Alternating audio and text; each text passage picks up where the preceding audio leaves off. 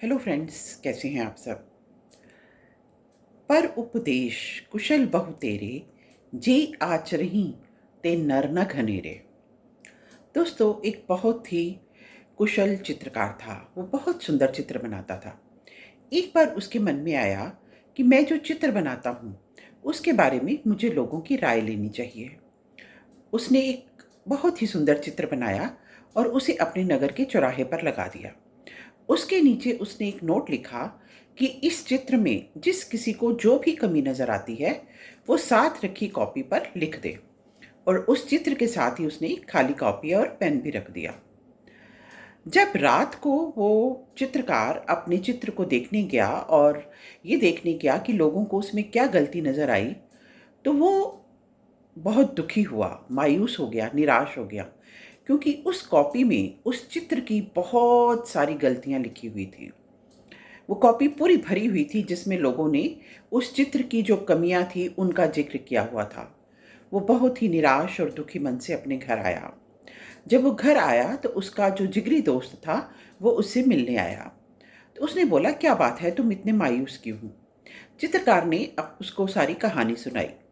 उसके जिगरी दोस्त ने कहा, अच्छा अब तुम ऐसे करना कि एक और चित्र बनाओ, उसे उसी तरह नगर के चौराहे पर रखो और उसके नीचे एक नोट लिखो कि जिस किसी को इस चित्र में जो भी कमी नज़र आती है वो उस कमी को ठीक कर दे और साथ रखी कॉपी में ये लिखे कि इस चित्र में ये कमी थी और मैंने उसको ठीक कर दिया है।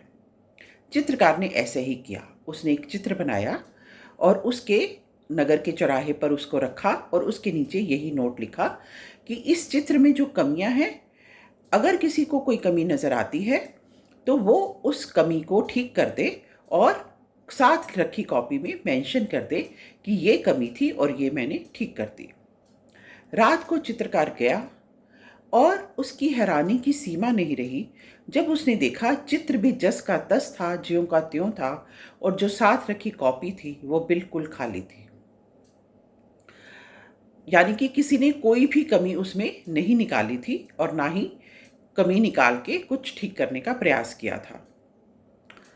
दोस्तों, तुलसीदास जी का ये दोहा है ना, पर उपदेश कुशल बहु तेरे, जे आचरही ते नर न घनेरे।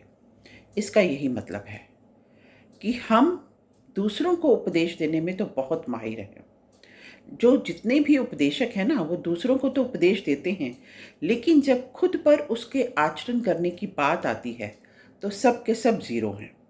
यानी कि दूसरों को उपदेश देना बहुत सरल है और खुद उस उपदेश पर आचरण करना बहुत कठिन है। लेकिन दोस्तों, इसका प्रभाव होता क्या है। अब वो चित्रकार जो पहली बार में दुखी हो गया, मायूस हो गया, अपने पर डाउट हो जाता है, सेल्फ डाउट करने लगते हैं हम लोग। जब कोई हमें क्रिटिसाइज करता है, हमें कमियां निकालता है, तो हम सेल्फ डाउट करने लगते हैं, अपना कॉन्फिडेंस लैक करने लगते हैं। तो उस समय हमने अपने कॉन्फिडेंस को बनाए रखना है, सेल्फ डाउट नहीं करना, क्रिटिसिज्म को शांत मन से सुन लेना है।